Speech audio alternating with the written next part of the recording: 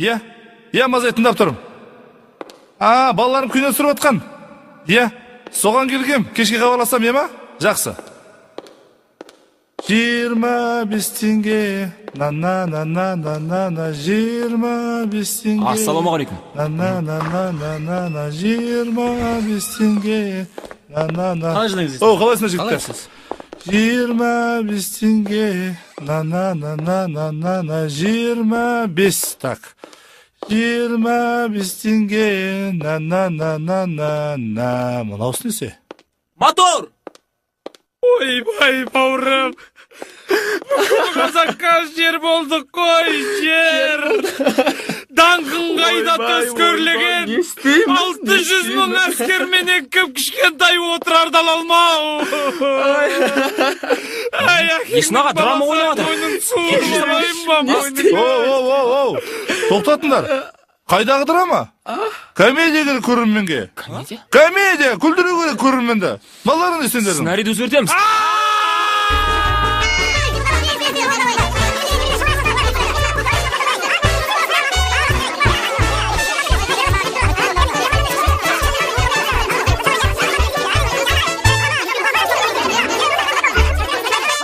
Бұл Ералаш, студент.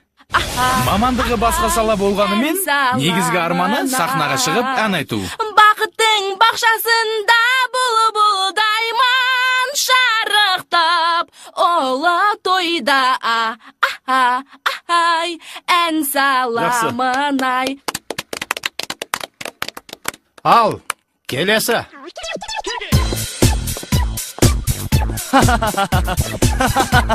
Мұнаның түрін қараса мұнаның. Бастай берейін ба? Баста. Қызданай, қиылған қасым қандай, ашымды салма мойын, мөлдіреген қалқама. Қой. Айналайын. Конкурсқа келер алдың, кімің жүндесен? Мұнауың ят болды. Балам, конкурс жылда болады. Сен келесі жылы дұрыстап киініп келе ғой. Жарай ма? Ералаштың өздеріңіз көріп тұрғандай, сахнаға шыққанда анда-санда жолы болмайды. Достар, жүрсін қайда? Бірге Мұнан арғыл жігіт емес па? Сол. Тыңдап алайық. еске алысып осындайда. Бұндай бұндайлар кеп тұрады. Келесі.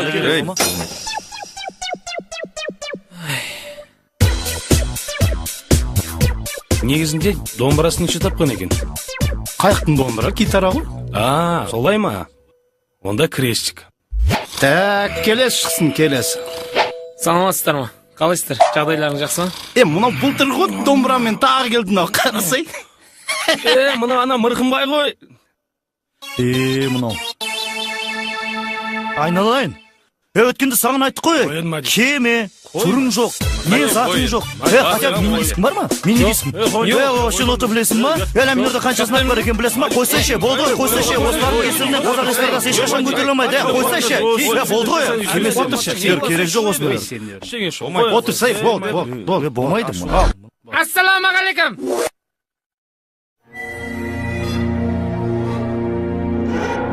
Әй, сен қанша жыл бол келіп жүргеніңе? Қашан өлең айтасың?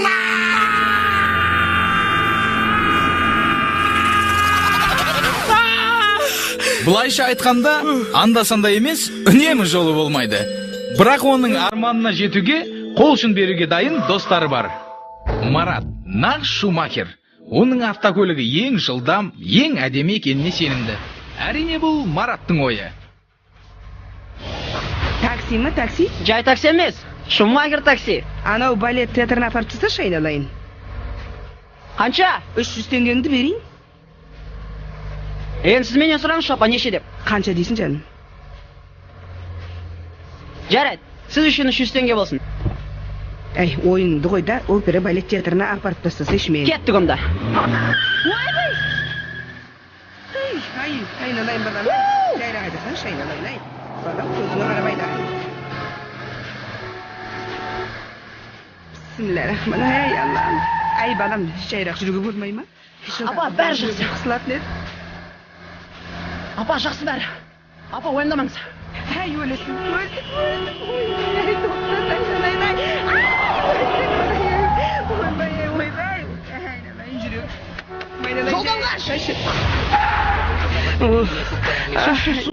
Апа, су жоқ, кола болады ма? Кола, міне. Апа. Келетіміз қажет емес жат. Тәртіші болма. Апа, басқа таксиді не қыласыз? Өзім жеткізем. Олар қымбат алады, апа. Мен 2 сочкаға скидкамен апарам, апа. Апа.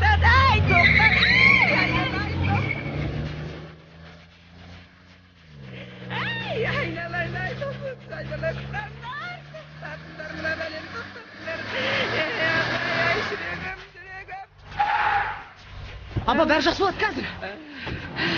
Тез. Апа, не болып қалды сізге? Шай. Тез. Ұстаңдар. Пульсын тексеріп көрейік. Нормально пульсы. Апа, сізден 500 теңге. Ой, Құдай-ай. Уайымдамаңыз, бәрі жақсы. Апа, сізде майда жоқ па? Есінен танып барады. Келесі жол қайтарам. Қаз бос емес сияқтысыз ғой. Біздің келесі арманшыл жігіт Баха. Ол өз достарының қорғаушысы. Соқ, біржан, жоғар. Бастан. Бақа кәнекей, бастан. Баха боксты сүйеді, бірақ жарысқа шығып көрмеген. Жиі ол әрекеті арманға айналып бара жатыр. İşte bastın. Vay akmak. Hey, mazguruşan vurmayısın be. Korkmasın sen, kaçma İskender. Var, gezek. Oğul ben.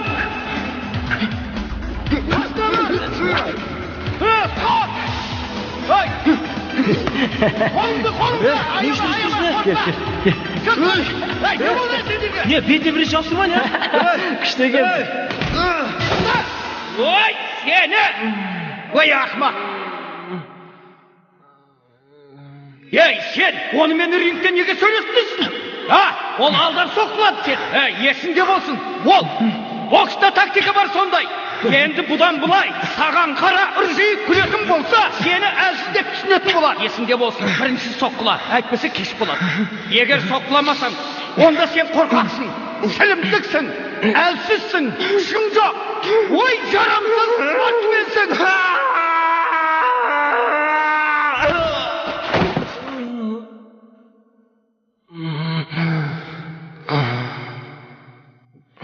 Yarışqa dayındal canım.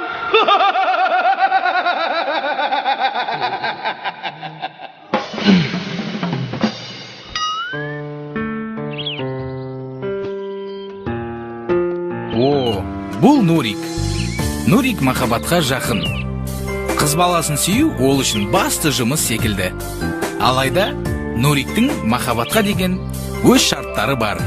Жаным, мен бірден айтайын. Егерде мен сені жаным десем, онда мен тек қана сені сүйем деген сөзім. Ал басқа қыздарға жаным ау десем, онда о қыз менің қарындасым немесе названный сестренкам деген сөзім. Түсіндің ғой? Я, түсіндім жаным. Енді сондай жағдайда о сенің қандай қарындасың, немесе о сенің қандай сестренкам деп миыңды ашып тауып уәде берші. Уәде берем. Тағы айта кететін жайт. Көрінген қыздарға немесе достарыңа екеуміздің жүретінімізді айта берме, жарай ма? Қалай сонда? Екеуміздің жасырын жүргеніміз шын махаббат емес па? Жо, жаным. О деген мен сені қатты қызғанамын, немесе шын сүйемін деген сөзім. Маған сенесің ғой? Я, сенемін. Сен кеше қайда болдың? Ал мен сені сол жерде 2 сағат күттім ғой. Неге сен өткенде мен танымай бара жатсың? Тұршы, мен саған берген сыйлығым қайда? Түсінбедім, қыздар. Сендер кімсіңдер өз? Біз Айман екеуміз қазақпыз. Кукумашын. Ей, жаным үшін. Күнім үшін. Жаным. Мені сүйесің ғой? Әрине сүйем. Осы шарттардың бәрін естен шығарма, жарай ма? Я, жарайды. Онда осы қағидаларды ұстансаң, қыздардың бәрі сенікі болады, Қойшай. Шын айтам, бар. Ана кетіп бара жатыр, бар. Қойшай.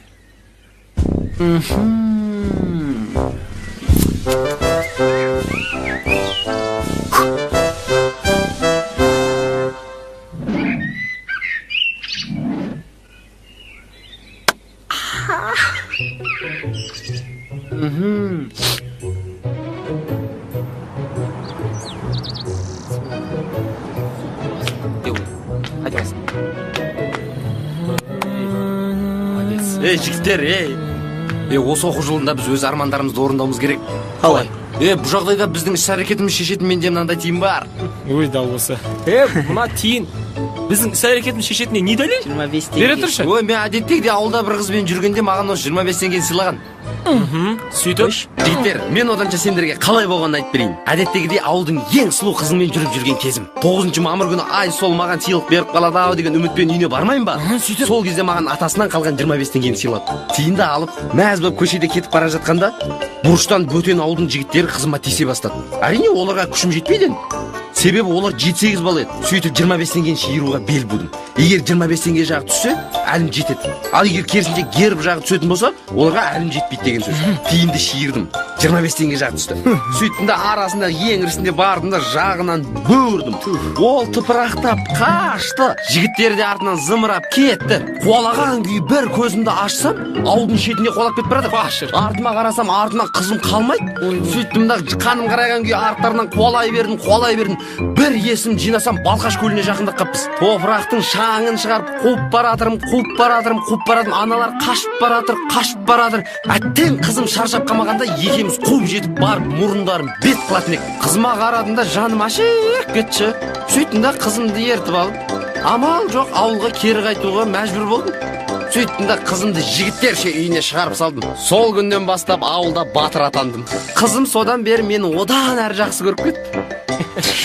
25 теңгенің құдіреті өшірде жігіттер. Сенбейсіңдер ме не? Берші маған тиынды.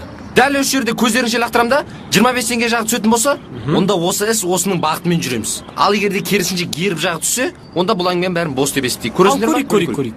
Давай. Кім беш? Бердір көрейін. Беш. Беш, көрейін. Мені ғой, мен айтып отырмын ғой. Не болды сонда? Ауылда маған осы 25 теңгені сыйлаған. Осымен жігіттер келесі іс-әрекеттерін тиынмен шешуге бел буады.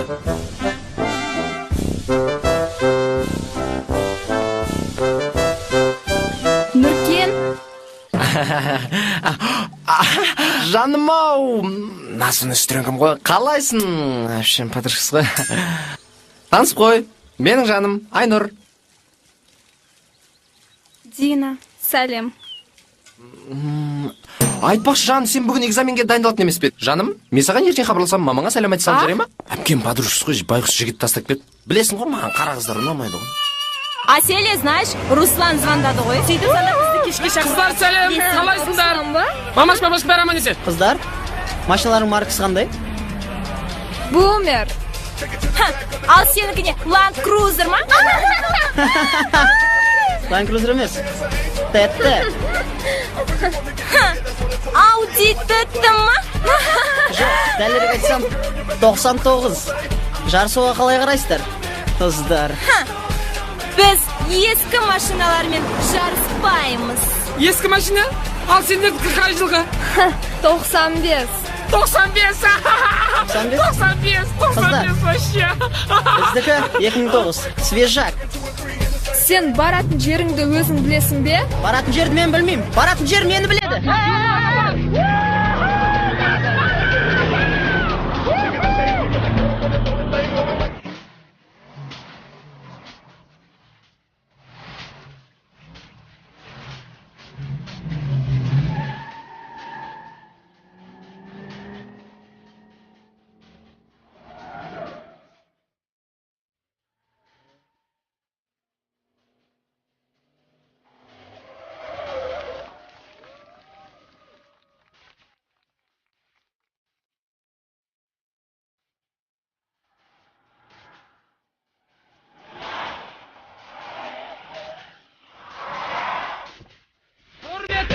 Шумахер мырзалар мен ханымдар. Мынау менің личный шоферім Марат 99 жылы. Ал мынау әсел бумер қызы бізбен жарысуға дайын емес екен. Бізбен жарысатын шумахерлер бар ма?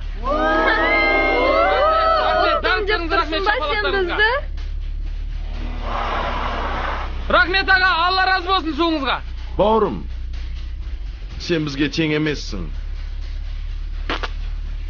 Әрі сен де бізге тең емессің. Әрі мына арбаларың да бізге тең емес. Так что бұл жерден кеткендерің жөн болады. 99. Қойшы Марат, кет. Әлі жолығамыз. Ағам армиядан келсін, айырам.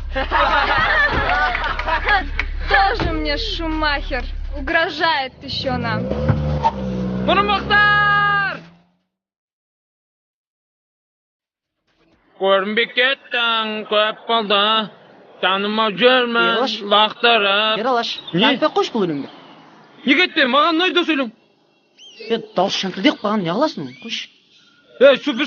Суперстарға қатысқан кезде осыған 200 құрттық қой дауыс береміз деп. Білмеймін, ұнамайды ол. Ералаш, вокалды сабақ беретін мұғалімге барып көрсей? Кім? Мен бір әпкені танимын. Соған барып көр. Ауыл кім? Ол атақты Нағима Есқалиева. Кім? Нағима Есқалиева дейм, ей. Бірақ ол үйреткен кезде... Ой.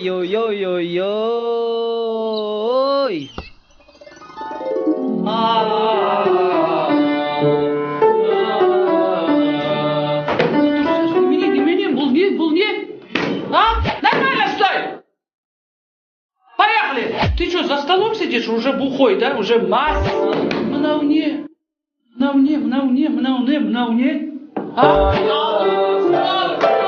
Талдан емес, талдан!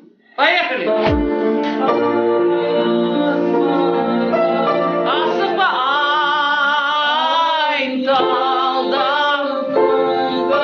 Әнші болайын деп отырсың ба? Бақпайсың!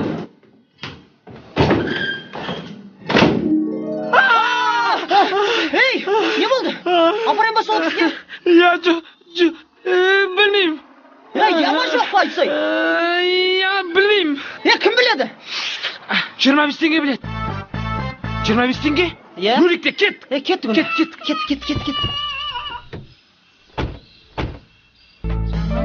Мен жақсы көресің ба?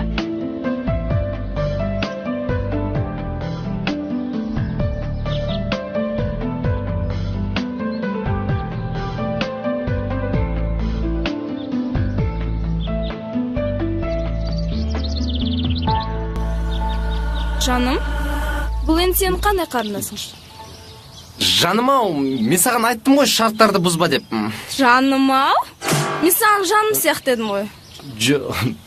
Мен сен... Девушка, менің ойымша бұл Донжуан екеуміз алдап жүрген сияқты ғой.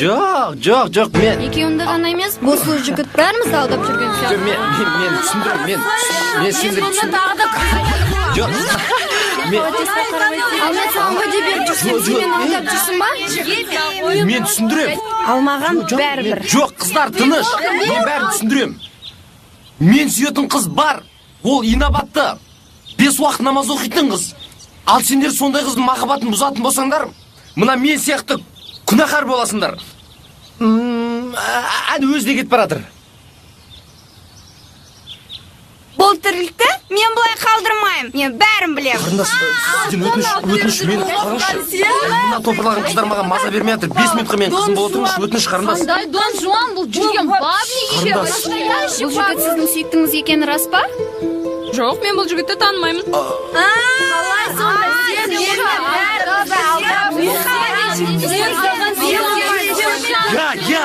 мен өтірікшімін. Өтірікші болғанда судай өтірік шекесін. Бірақ қыздар, менен де күнә бар. Мен бұны ешкімнен қызғанбай құртып алғанмын. Сендерді алдаған жігіт менің жігітім. Сендер мені кешіріңдер. Егер араларыңда кешіргендерің болса, мына жерден кеткеніміз дұрыс. Топырлап дау шығарғанымыз қыз басымызға ят болар. Өтірікші, и вообще, көрмекші. Мен сен бәрібір десем.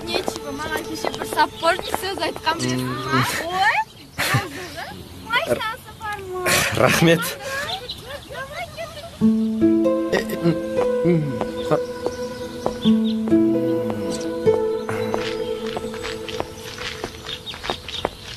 Қарындас, рахмет сізге. Мен сізге көмектестім. Енді сөзді доғарып сіз өз жөніңізге кетіңіз. Жоқ, қарындас, енді мынау осы жағдайда мен құтқарған қыздың есімін білуге болатын шығар. Назым. Донжуан аға, бізбен бірге жүріңіз. Неқта қыздардан да артық нәрсе күттір. Осы жағдайдан кейін мен жақсы ойда қалмаған шығарсыз. Бірақ Сізді сыйлайтын достарыңыз да қалмапты ғой. сіз мен жаман жігіт деп ойламаңыз. Мені тұғырықтан шығарған қызға әлі мен талай ризашылығымды білдіремін. Өз махаббатымды енді тапқан секілдім. Рахмет сізге, қарындас. Кездескенше Алла жар болсын, қарындас. Рахмет. Жетелі қойындаршы ұялтпай. Осыдан қашанда барасың? Осындайларым бар ғой.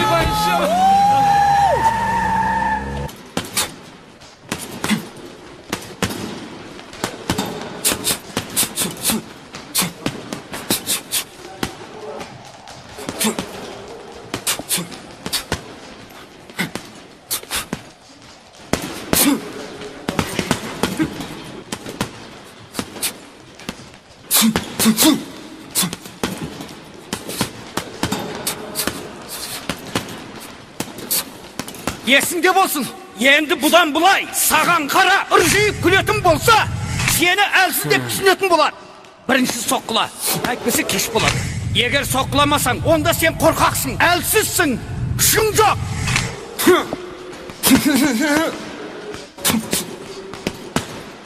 Ой, жарамсыз спортсменсің.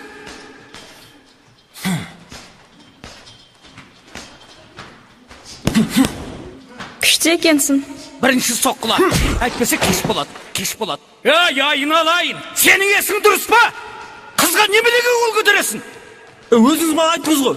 Біреу түріне күліп қараса, дер кезден болмасаң кеш болады деп. Соны істедім ғой. Ей, ақымақ! Мен саған қарсыластың іс-әрекетін айттым. Сенге ақымақ спортсменді мен көрмегем. Айналайын, бұдан былай бар ғой. Спортзалға келмей қойсаң да болады. Ағай, өтініш. Кешіріңізші мен бір жола. Бір мүмкіндікті беріңізші, енді қателеспей, уәде беремін. Саған, егер спорт керек болса, мұнда қара. Анау тұрған дәу қараны көрдің бе? Я, көрдім. Сол жігітті спарниктен ұтсаң, мен сені кешірем де, жарысқа да апарам. Ал егер одан ұтылсаң, өзіңнен көр. Спортпен қоштасасың. 2 апта уақыт берем, дайындал. Мынау деу қара мен сағыз шақ шайнап сайдай, жүрегім.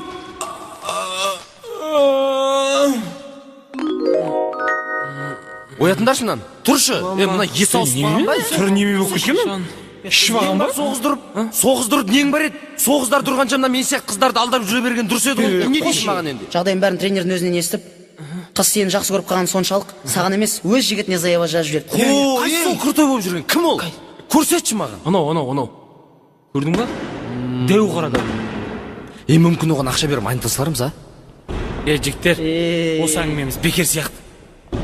Бекер ма, бекер емес па? Оны тиін шешсін. 25 теңге жағы түсетін болса, жігітті көндіріп дей беріңдер. Ал егер герб жағы түсетін болса,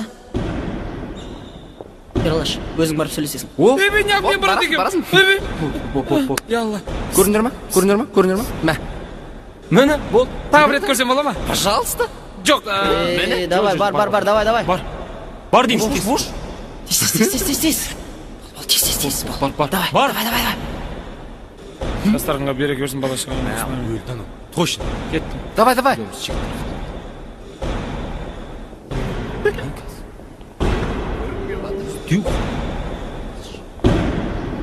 Ей, басай.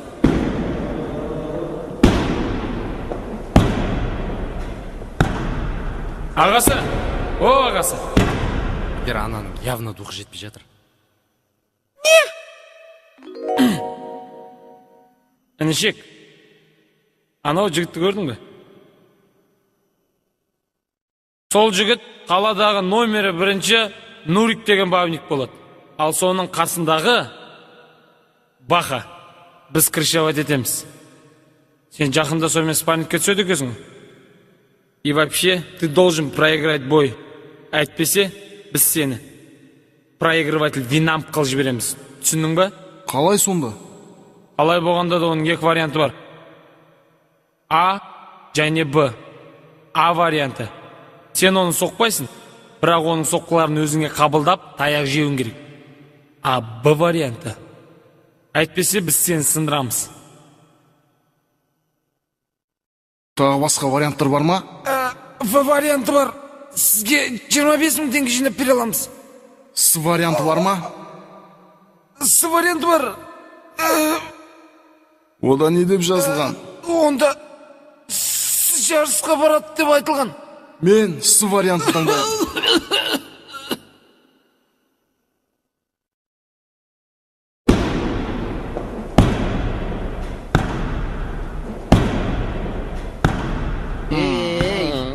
Қай вариантын таңдады? Ж. Ол не? Жоқ деген вариант. Айттым сендерге. Сен ғой. Нормальный адам сұрасаң болады ғой. Ту қыздар, айттым сендерге ертерек келіп билет Назым, алып қою қойшы. керек еді. Көңіл күйіңді түсірмей. Келесі сеансқа кіре саламыз. Иә, келесі сеансқа кіре саламыз, иә? Мәселе сода емес пе? Бұл соңғы сеанс. Оның үстіне көптен күткен фильм еді. Назым, уайымдама. Бір апта күте тұр, пират дисктер шығып кетеді. 800 теңгеге киноға кіргенше, 150 теңгеге сатып ала салмаймыз ба? Дұрыс. 150 теңгеге сатып алып көре салайық та. Сол дұрыс қой. Жоқ, кинотеатрдан әсер мүлдем басқаша болады. Сәлем қыздар. Менде артығымен 4 билет бар. Назым фильмді жіберіп алмасын деп сендерге табыстайын. Қалай қарайсыңдар? Жоқ. Біз танымайтын жігіттерден көмек күтпейміз. А?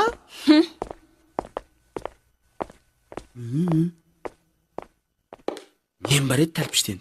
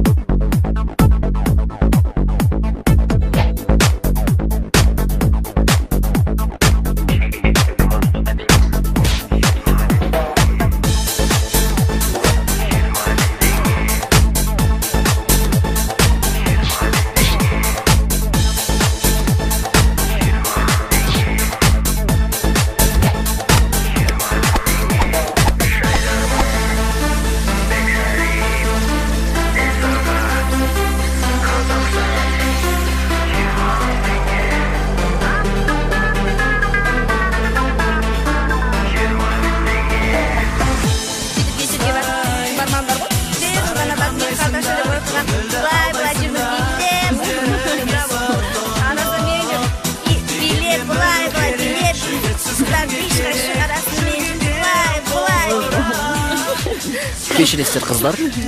Мына кереметтей гүлдер сіздерге. Ой, рахмет. Көрші столиктегі отырған жігіттен.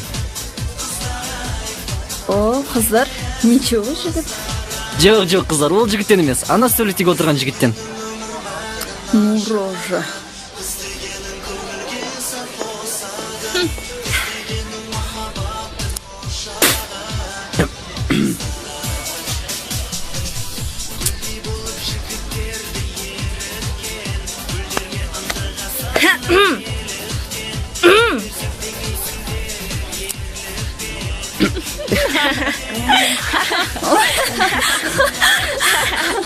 Официант, бізге счет.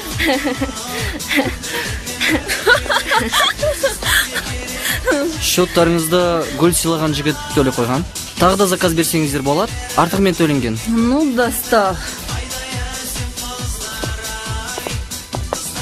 Кет, қыздар.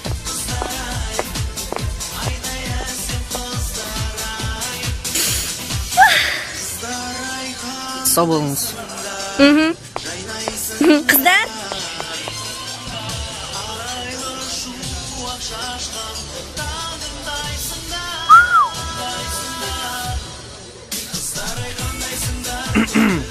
Ne?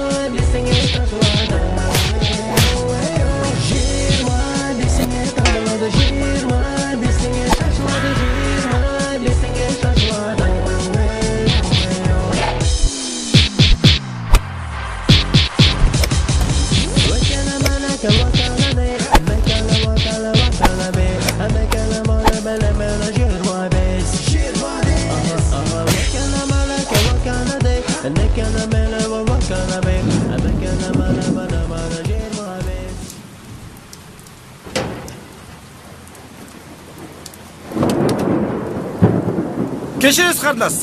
Сіздің есіміңіз Назым емес па? Я, не болды?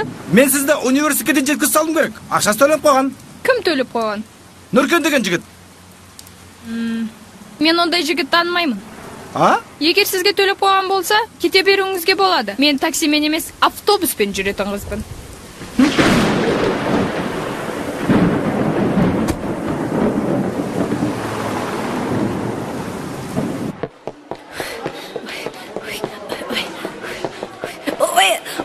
Ой, кешіңіз. Ой, кешіңіз. Ой, кешіңіз. Ой,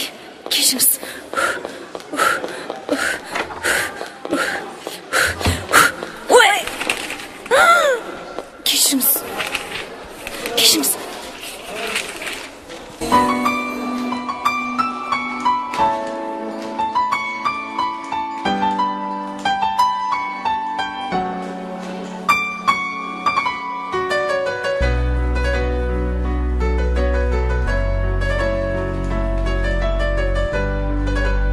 Да? Келе жатырмын ғой. Жақындап қалдым.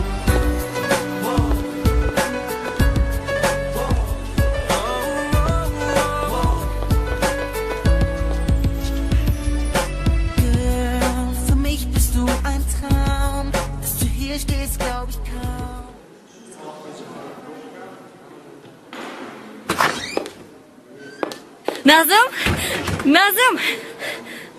Назымушка!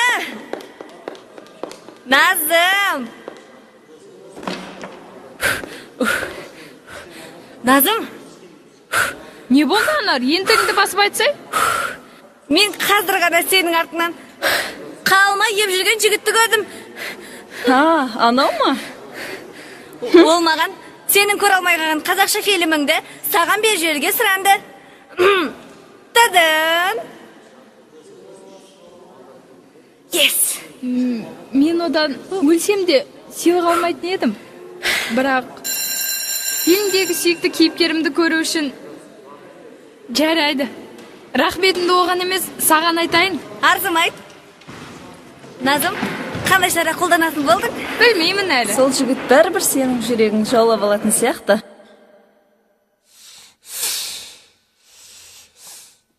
Жігіттер, осы анау Нұркен соңғы кездер бізбен жолығуды мүлдем қойды ғой, а? Оның анау қол жеткізе алмай жүрген мисс Мирасы бар, соның артынан жүгіріп жүрген ғой. Мисс Мира емес, мисс Барнаул деңдер. Сол анау мисс Барнаул анау біздің мистер Шәуілдірмен арақатынасын үзу керек. Сен оған басын қорытпай қой. Біз Мара екеуміз ол аттың басын бері қайтарамыз. Дұрыс айтады, Ералаш. Дұрыс айтады. Біз ол проблеманы бірге шешеміз. Оның үстіне біз балабақшадан бері біргеміз.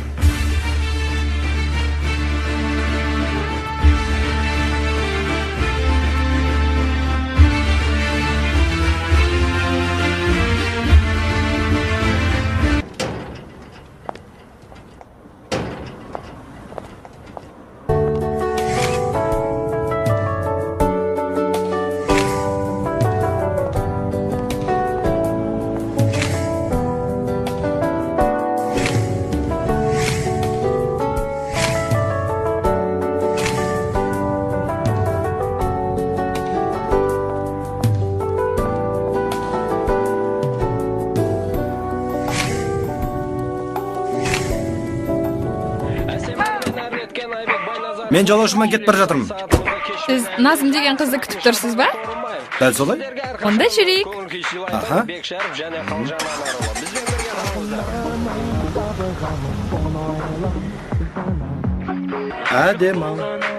Әдемі ақ бұлттан жасап алғам. Ал келдік қарындас. Рахмет. Сізден 5 теңге. Нұркен төлеп қоймаған ба? Нұркен? Я. Төлеп қойған. Сатат деген қызға. Қош келіпсіз, Назым ханым. Сіз барлық қыздарға осында ілтипат көрсетесіз бе? Жоқ, барлық қыздардың бәрі маған да осында ілтипат көрсет. Назым, мен бірден айтып қояйын. Мен сізге ертелі кеш міндетті түрде сөз сұрам. Ал қазірше ол уақыт келмеген секілді. Сондықтан мені біліп танып алғанша, менімен дос болуыңызды сұранамын. Жарайды. Сіз достық билетін ұтып алдыңыз. Бірақ байқаңыз, сіз менімен дос боламын деп қас болып қалмаңыз.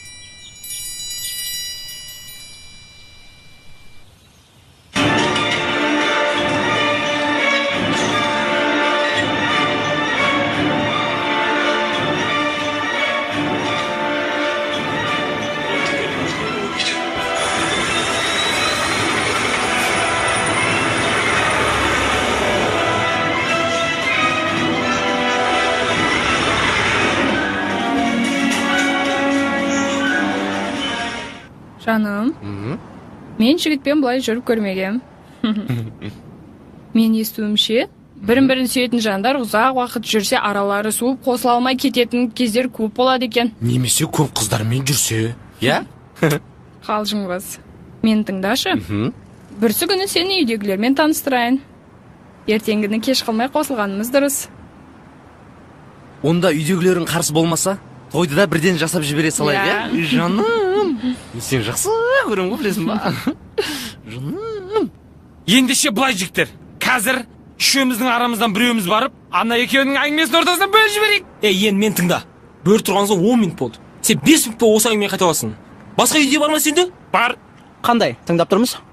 Супер идея. Үшеуміз қазір плотно жақсылап тамақтанып аламыз. Сөйтеміз де үшеуміздің арамыздан біреуіміз барып аналардың ортасынан бөліп жіберейік та. Қойшы. Ең дұрысы мынау жігіттер. Баха. Сен қазір қастарына барасың да, Нұрекеңнің тұмсығынан бір ұрасың. Артынан айқайлайсың. Менің қызым басына айналдырғанда мүй шықты ма деп айқайласаң, өздерінің арасында жанжал болып ұрыс басталып кетеді. Мен не істеймін? А сен болсаң, чай кетіп қаласың.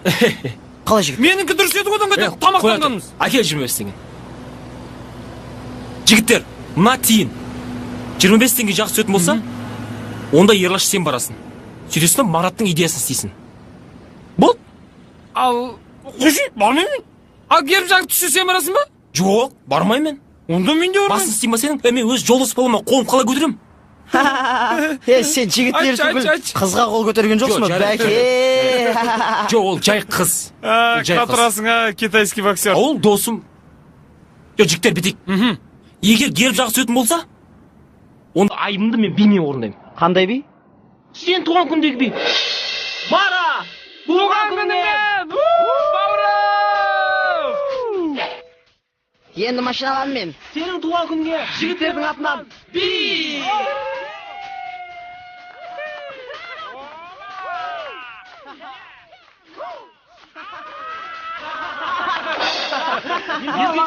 Лақтырш көрейік ал. Давай. Окей, 1, 2, 3, Хоба.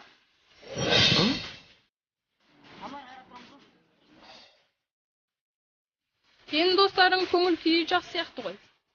Әлде олар бір нәрсені бүлдірейін деп тұр ма? Жоқ, олар еш нәрсе бүлдірмейді. Керісінше екеумізге сыйлық дайындап тұрған сияқты ше. Қаныс бейші. Әдем бол ма? Әдем биледіге, енді әдем барып қайт, бар. Мұрат, сен барасың. Айттым ғой, билеп болғайын барады деп, дұрыс па? Дұрыс. Не ап өмірмен? Бар, болды. Бар. Барасың ғой. Әдеңде тұр енді, барсайшы. Бар. Біреттегі дөу сияқты бәлем бәрін құртайын деп тұрсың сен. Артыңа қарамай, бар. Барсай. Басқа адам жоқ сияқты. Балынан ұстап ағамыз ғой. Катердің үстінде балдармен. Акула аулауға барғанбыз ғой. Сөйткен жерде бір акула қармағын сындырып қойды. Киттер аулай алмады онша ұстап. Содан кейін барып жылан балықтар шықты ма янәрде.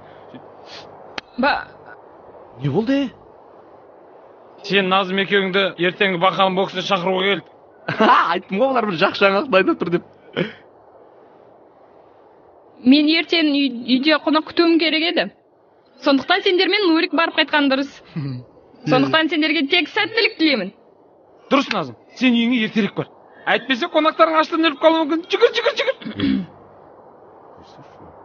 Жарайды, түсіндім. Сендерге де кету керек болса, мен де кетейін. Жарайды, жаным, жолғамыз. Хей! Қонақтар күтіп қалды деймін. Жақсы сау болыңыз. Не істеп жүрсіңдер? Жүре берсейші. Енді тойдың уақытын белгілейін деп жатқанда. Бір вообще сендер ғой. Жүре бер, бәрі жақсы. Отыр. Айтсайшы, не болды? Жүре бер, бәрі жақсы. Кейін айтып берем, бәрі. Отыр.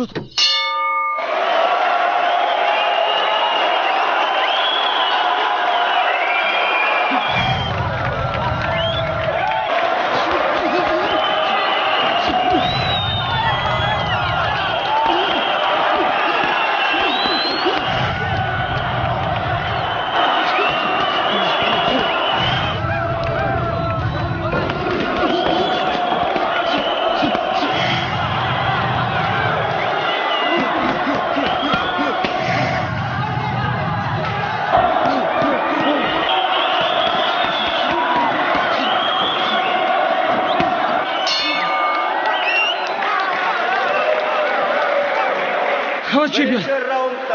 Жеңіске қанша раунд қалды? Қалай? Жеңіске қанша раунд қалды? Қалай болсын да? Келесі раундта нокаутқа түсіру керек. Білесің ғой мен? Шаршап қалдым. Менде жұмыртқа бар. Жоқ, қажет жоқ. Ол емес, ал күш береді. Мен онда. Бізде не көмек, ұялмай айтамын бауырым. Анау не керек болса бәрі істейміз. Қазір ұялатын уақыт жоқ, ойнанатын да уақыт жоқ.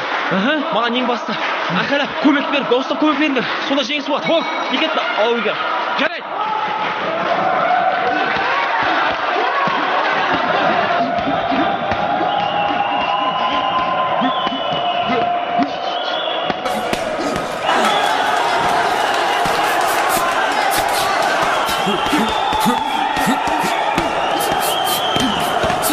Не дейді чемпион? Давай! Бізде көмек керек. Шықсай бар енді. Келесі раундта шаршаймын дейді. Шық. Оң қалай болса жеңіс керек. Ұрсайшы енді. Енді сенде қандай ой бар? Ұр! Давай, бақа. Түсінгенім бойынша? Ол шаршағыңыз екеуміз бірігіп жабылғанымыз дұрыс. Давай. Өткені бақаның қалай жеңіске жету керекпін деген сөзі бар. Давай. Ұр бақа, ұрсай, теріп! Сен осы бақаның сөзін дұрыс естімеген сәтсің. Тебе сақшы! Ұр! Ұр бақа! Тәлтірек деме, ұр деймін! Мен әншімін. Ал әншілер дұрыс естімеуі мүмкін емес. Оны істесен, біз бақамен жүрген кесе, ана қызыңмен жүргесін. Сондықтан жұмысың lazım. Бақа! Давай, бақа, ұр! Бақа, ұр! Сонша мен қызбен кездесуден айтып келдіңдер. Мара мара жоқ қой. Мара өз мәшінесімен жүр ол. Бақа, теп, бақа, ұр! Бақа, ұршы! Айналайын, ұршы! Тебе сал шықын қарап тұрған жоқ. Теп! Давай! Қолын астынан ұста! Бақа, давай! Бопте ұртыса бермей бар ғой. Өшерде давай тиімді лақтырайық. 25 теңге жақ түссе, сенің әңгімең бағытымен жүремін. Ал егерде керісінше геріп жақ түсетін болса, бақа не істесе оны істесін. Келістік па? Бақа, давай, бақа! Ұр, дұрсай! Ұршы, бақа! Давай, бақа, ұр! Екеме! Құдайым-ай!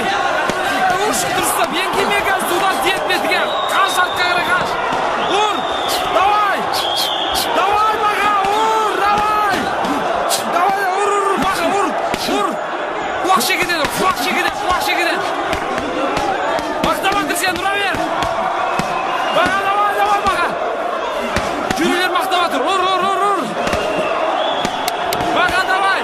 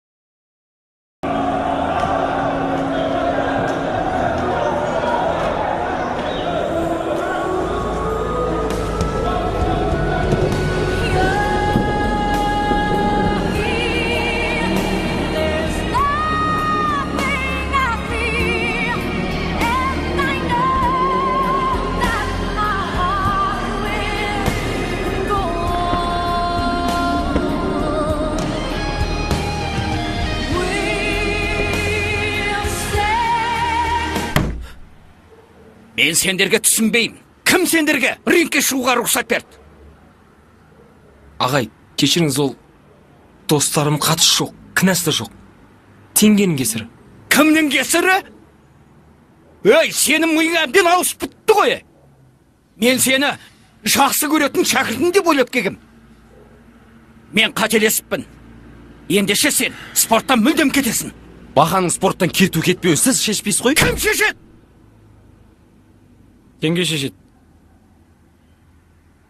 Ей, теңгелеріме жоғалып кетіңдер. О, айттым ғой, теңге шешеді деп. Келіп түсті. Енді кете берсек болады. Құрыңдар! Кет. Көзіме көрінбеңдер. Барыңдар!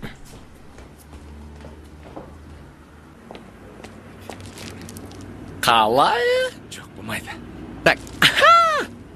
Болмайды. Ассалаумағалейкум, қалайсыз? Болмайды.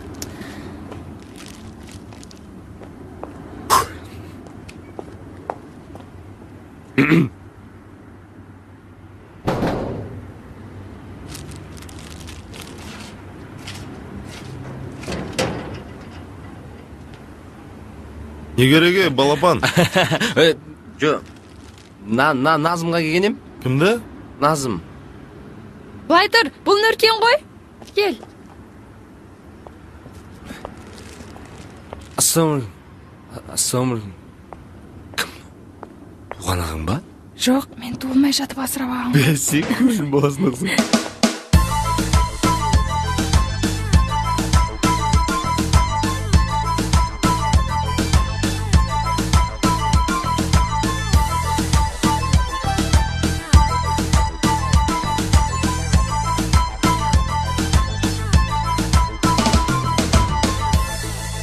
Сендердің танысуларың өте қызық болыпты. Ал біздің кезімізде мүлде қиын болатын. Көрші ауылдан Назымның әкесі келіп, 2-3 сағат мені көн суықта күтіп тұратын. Сонан соң үйге қарай таслақтыратын. Итіміз үретін. Ит үргеннен соң мен сыртқа шығатынмын. Шықсам, дарбазаның сыртында Назымның әкесі тұратын. Мына жақта мен тұратынмын. Одан кейін қайтып. Есіңде ма? Сөйтіп, күндердің күнінде тағы да қайталап келмейді ма? Көрші ауылдан келіп, тағы үйге қарай таслақтырады ғой. Таслақтырғанда, сол тас барып Назымның атасының басына тиеді. Жай енді. Балдардан ұят болады. Қоя ғой енді. Енді ұят болғанда да енді болған Я. нәрсе емес пе? Енді Нүркен балам. Менің қызымды сүйіп қалған екенсің.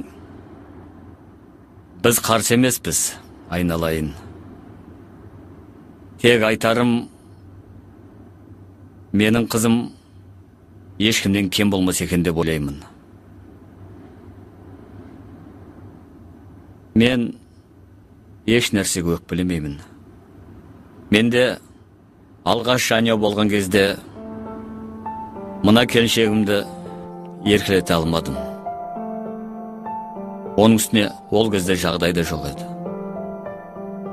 Одан бір жылдан соң дүниеге Жахангер келді. Алла тағала маған бір ұл ғана сыйлап қоймай, көп ақша да берді. Бірақ оның есесіне тағдыр менің мына келіншегімнің денсаулығынан айырды. Анам содан кейін көтере алмай қалған. Я, Жахангер еркелеп өсті. Маған қарындас керек деп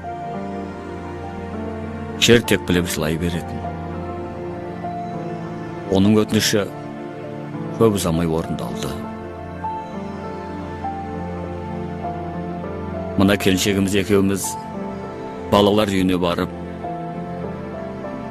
мына 1 жасар Назымды өзімізге қыз қылып асырап алдық. Содан кейін Назымның қай жігітке тұрмысқа шығатынын Жахангер шешеді деп екеуміз келісіп қойғанбыз.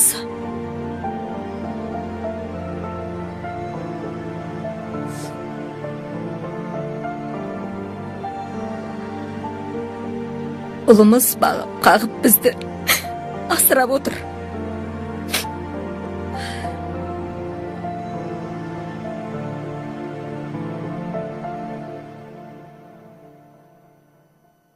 Аллаға батаңызды беріңіз.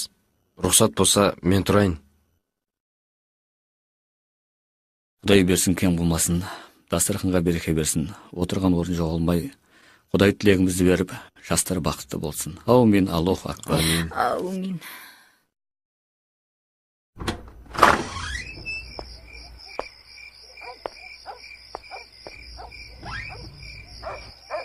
Сен маған ренжідің бе? Жоқ, жан. Бірақ, неге сен мені алдадың?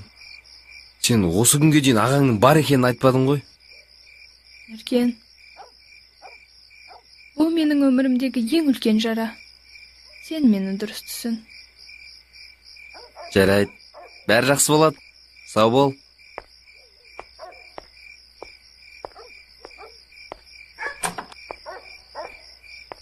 Балапан, сен менің үйіме келіп, нанымды жеп, дәметіп алған жоқсың ба? Әлде саған осы үйдің қожайыны кім екенін ешкім айтқан жоқ па? Мен сен түсіндім. Арғырай айтпай қойсаң да болады.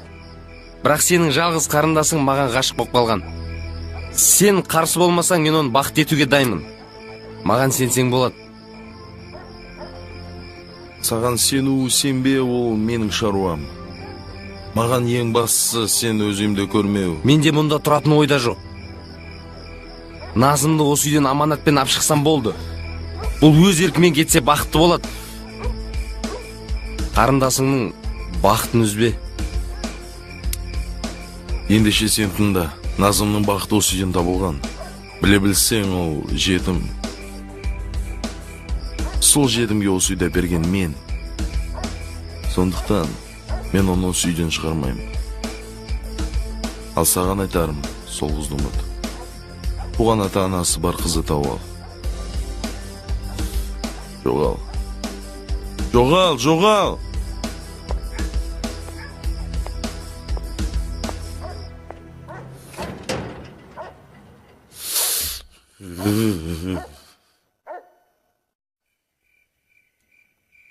Айттым мен саған Марат. БМВ-нің үстіне секіріп өтіп кету керек еді. А сен болсаң тоқтап қалдың ана жерге келіп тұр. Светофор жанып қалды ғой қызыл. Қызыл жанса не болады енді? Мен саған айттым 3-тен 4-ке тығып жібер деп. Қоя салшы. Ертең қыздардың көзінше маскара боламыз. Әлі. Біраздан кейін оны шешем. Жарайды ма? Жарайды мақұл.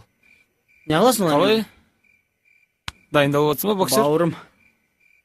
Жігіттер, мен кешіріңдер.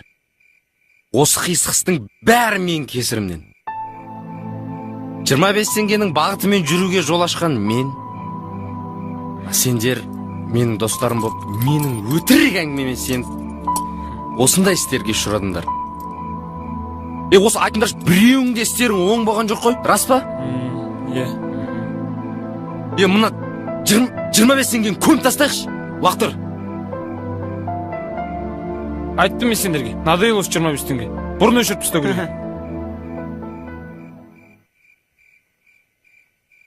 Достым, біз барлығымыз ойлап жүрген армандарға әйтеуір бір күні жетерміз. Бірақ сен жағдайың мүлдем басқаша. Сен өзгерткенде сол махаббат. Дұрыс па, жігіттер? Өзгеріп, әдем болып кеткен, Мара, жалғастыра бер.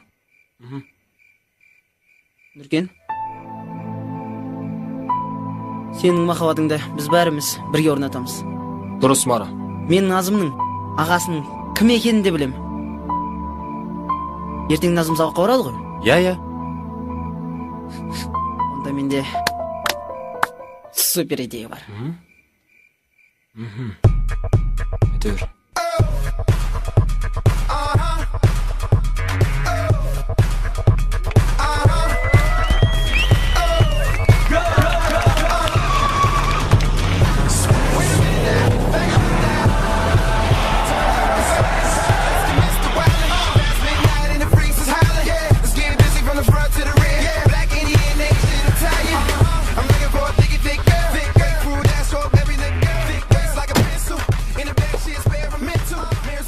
Өткен жолы мен осы жердің лидерін біле алмай кеткен едім. Жарайды, бауырым. Сен мына ат арбаңнан қатты құтыламай жүрсің ау деймін. Бұдан басқа реально тігетін дүниең бар ма? Егер сен шын мықты болсаң, менің автокөлігім саған сөзсіз табысталады. Егер де мен осып кетсем, сен менің кез келген шартымды орындайсың. Келістік па? Отын сені ұтам ғой. Бірақ сенің мынауың менің жанымның дөңгелегінің 20% бөлігінде құрамайды ғой. Красавчик! Ал жарыс болғаннан кейін ортаға тігілетін дүниеде тең болу керек қой. Дұрыс па? Аселя, қарап тұр қазір мен оның обломын шығарамын. Жоха, егер саған ставка аз болса, мен өз көлігім Lexus'ты 99-ға қосып тігемін. Сен ұтқан жағдайда мен өз сөзіме өкінбей, көлігімнің кілтін саған табыстаймын. Ал егер де сен қалып кетсең, онда 99-ның шарттарын орындайсың. Келістік пе? Давай, Жоха, келістік. Мейлі, келістік. Айта бер шартыңды. Ондай болса тыңда, бірақ ашуға салма. Сенің қарындасың, менің досымды өз еркісімен сүйеді. Сондықтан біз Назымды қазақтың салт дәстүріне алып қашамыз. Егер де сен менің артқы дөңгелегіме жете алсаң, жеңіс сенікі. Назым сол кезде сенімен бірге қалады. Ал егер біз Нұректің шаңырағына бірінші кіріп, дарбазаны жауып үлгерсек, қыз сонда қалады. Сен шүгіл, сен кімсің мен қарындасым ортаға тігетін, Аға, бұл менің шешімім. Сен мықты болсаң дәлелде. Өз қарындасыңа қарсы шығып, көпшіліктің алдында ұятқа қалмайтын шығарсың. Мына мен үйімнің адресі. Саған жеңілдік болсын.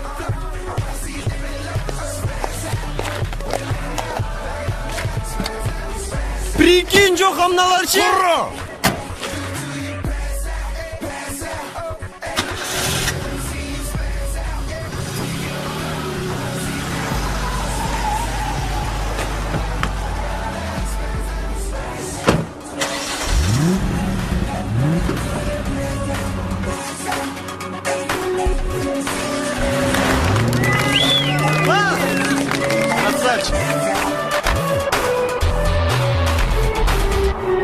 өзіңе сенімдісің Норик?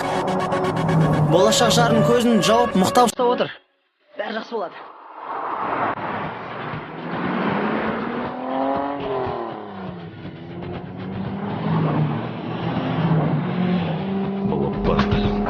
Оң жақтағы Марат.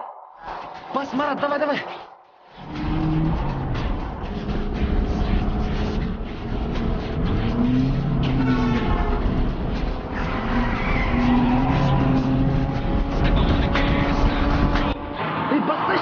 Бас отырма. Мара, абайлаш. Нұрке, нормально.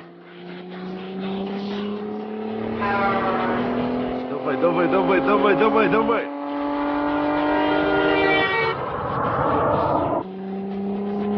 Жаным, мен қорқып жатырмын.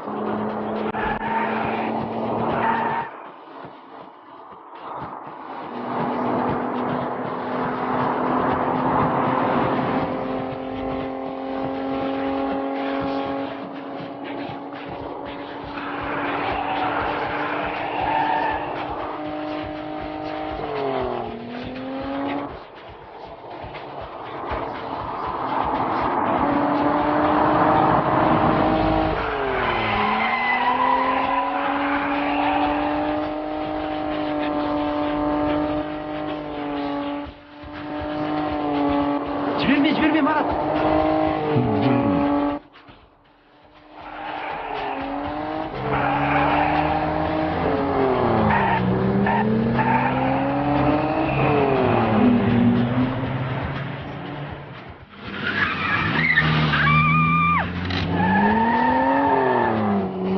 Мара неге басқа көшемен кетіп барады? Жетіп қалды.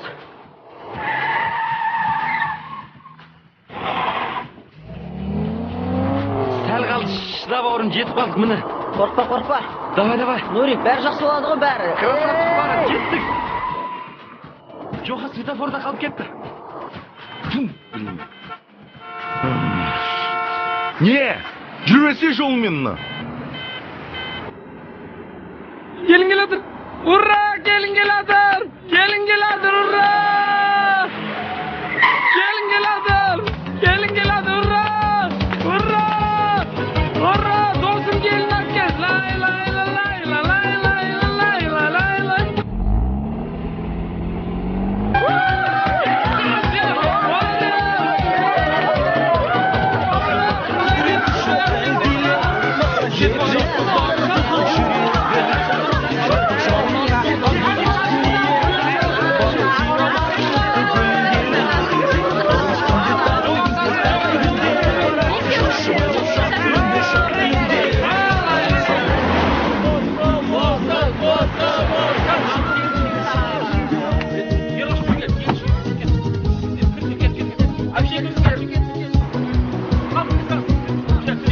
Кіріңіздер үйге.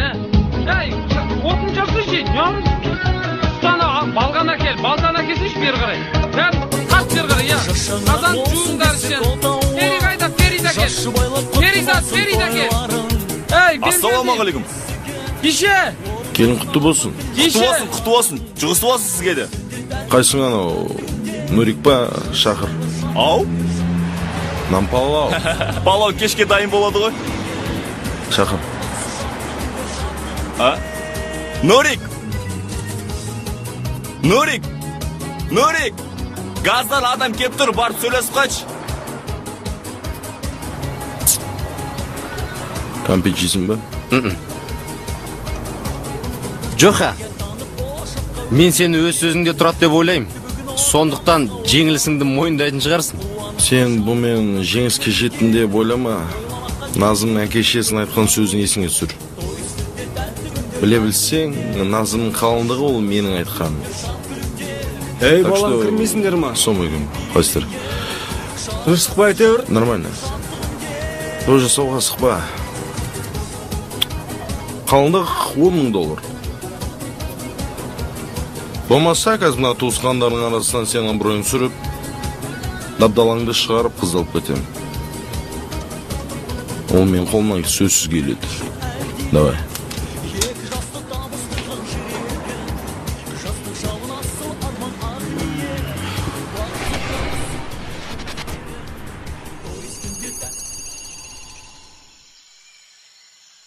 $10,000 деп жатыр.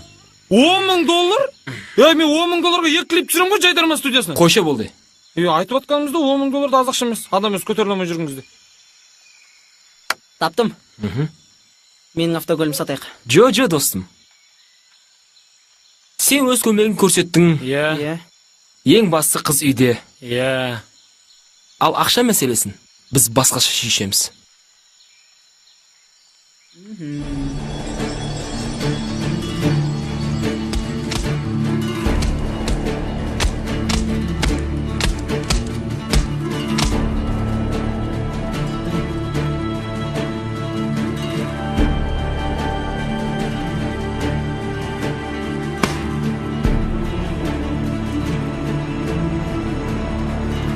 Ағай, мен өз денсаулығыма өзім жауап берем.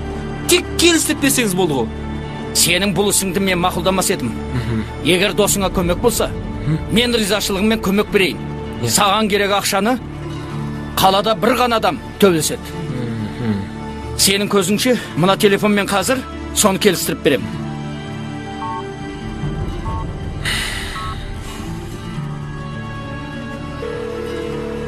Алло? Да. Салам, боец. Алейкум салам. Как твое здоровье? Что, желание испортить? Да тут есть предложенная сумма. Но. Как всегда. Ага. Бой до поражения. Ты, главное, скажи мне время. Завтра там же в 9. Ага, тогда я завтра жду тебя. В Пятаке в 9 часов вечером. С наличными. Хорошо. До встречи, боец. Давай. Yes. Ал, бақа. Ақшасын не істейсің? Менің ақшам, ол менің денсаулығым. Соны ғана тіге ал. Жарайды. Бірақ бір нәрсе есіңде болсын. Мен келістіріп берген нәрсені ешкім білмесін. Жарайды. Балалар топырлатпай, бір ғана баланы ертіп барсаң болады. Ал ертеңге дейін дайындалып кел. Жарайды. Жақсы аға. Рахмет. Бақа бала, қорқпа. Ең бастысы мен жаныңдамын. Дірілдеме. Көзің бодыр болып тұрсын.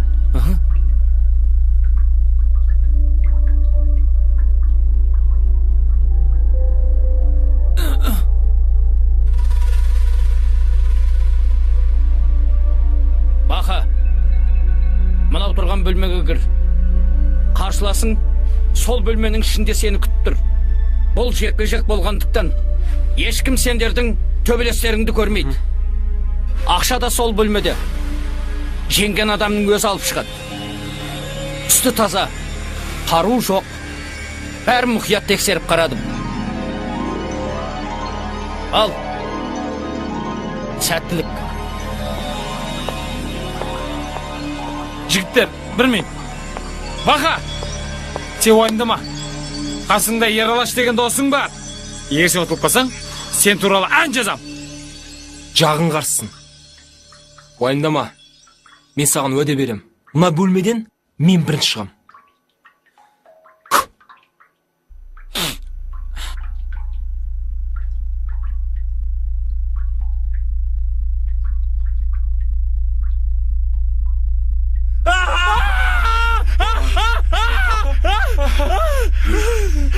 Не болды?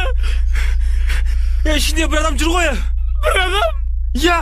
Ақымақ ол сен қарсыласың ғой. Той. Ба, адам сонша қорқытып.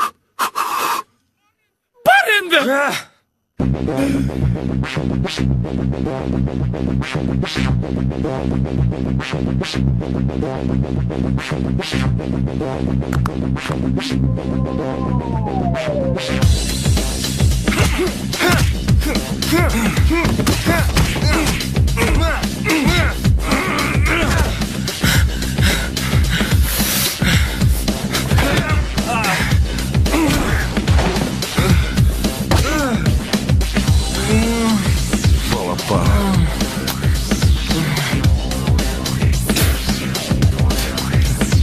Тоқта.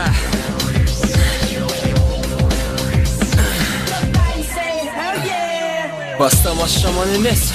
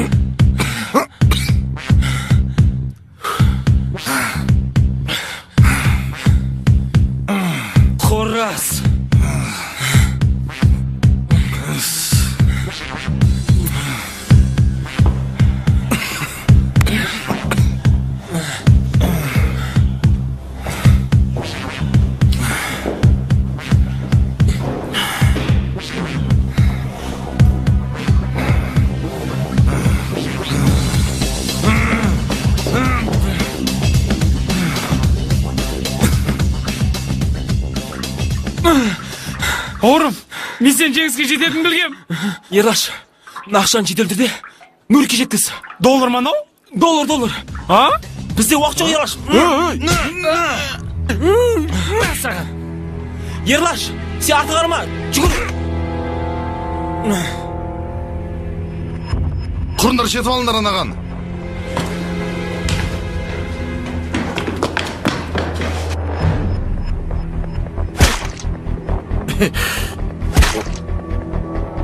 Мама. Ерлаш, Нұркенге жедел түрде жеткіз. Жарайды ғой.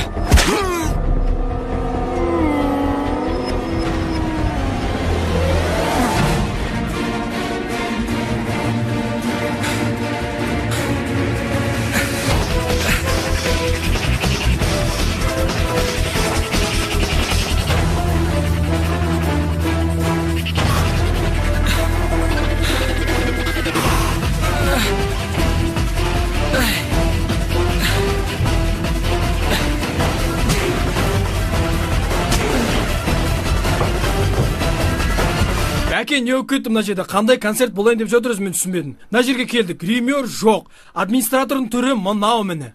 Алтынбек, сен шығатын Қазір Руслан, тұра тұршы, 1 минут сөйлесіп алайын. Бәке, бүйтейік. Жақсылап келісіп алайық. Егер жұмыс істейтін болсақ, маған нормально администратор беріңіз. Маған в конце концов гример беріңіз. Қазір шығамыз, абыройымыз 1 тиын болады. Сол іс керек пе сізге? Еш болмаса киім Руслан, дейін қазір 1 минут. Енді бәке, былай болсын.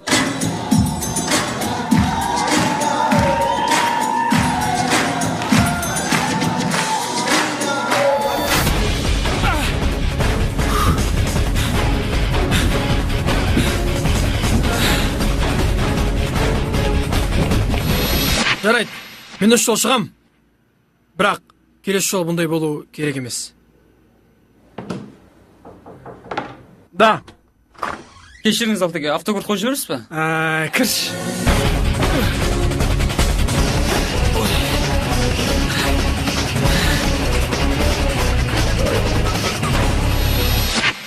Сырттағыларға мазалай бермесін. Аха, жарайды. Кейінейік онда.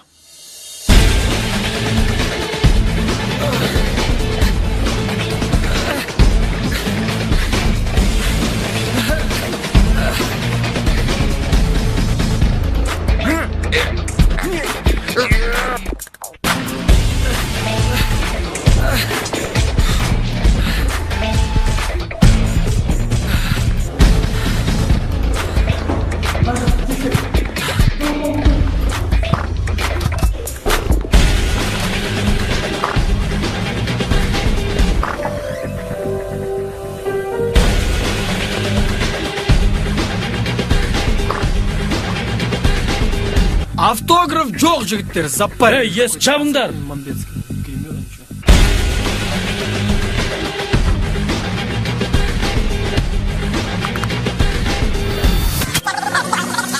Руслан! Как смеешь увекла? Открой песню! Охрана!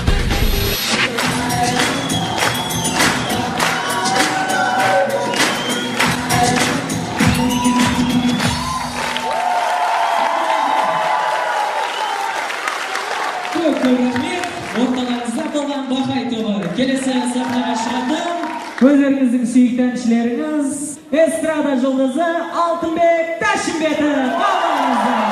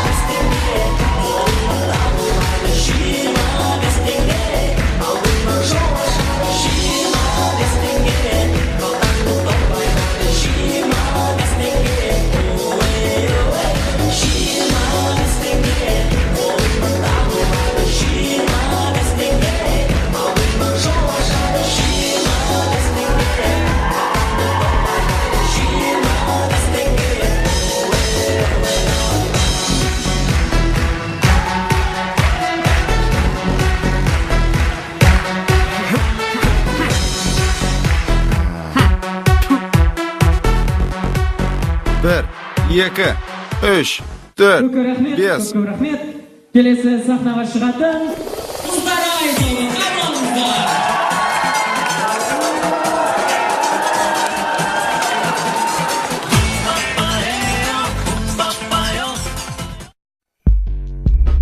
Мына жеріңе жаман тиіпті. Ертең көгереді мына жерім. Тиме. Жақсы болып кетеді.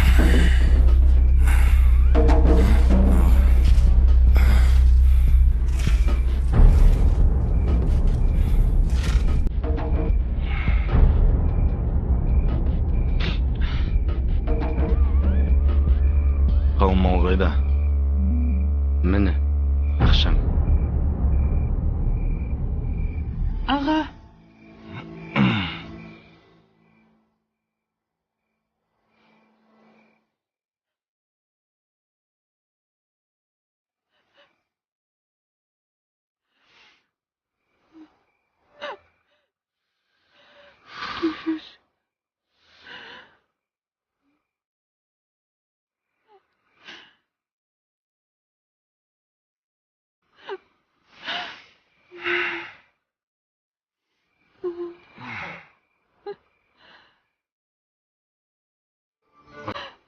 Бар жеріңе.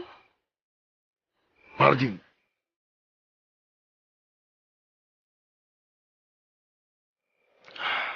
Бақа. Жарайсың. Жағың қалай? Марат. Жеңіс сенікі. Сонда да сенің көлігің қатар ба? Ералаш, бауырым. Бері кел.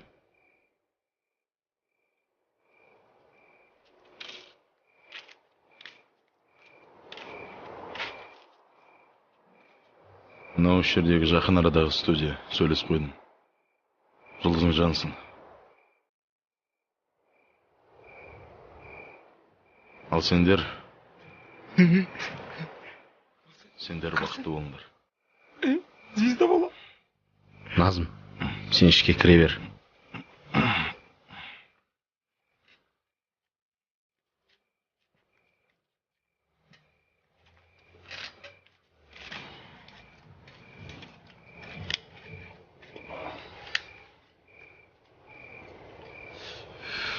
Жігіттер, сендерге бірақ айтар сөзім бар.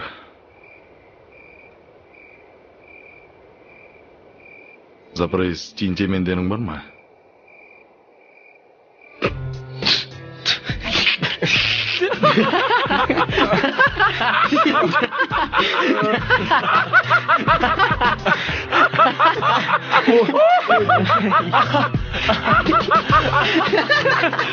Жігіттер, 25 теңге менде тұр ғой.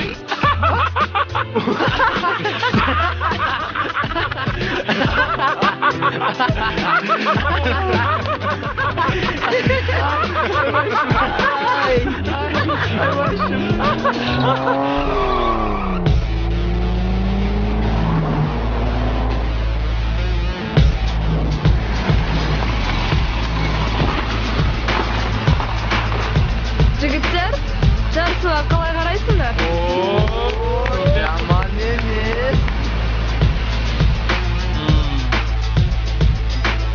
Жарысамыз ба?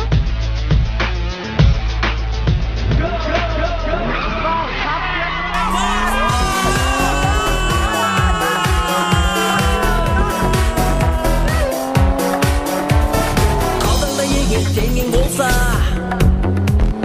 жаратпа досым оны босқа. Дұшпаның сенің талап жатса, қорықпа досым көмек сұра. Қадамың сенің қысқа болса,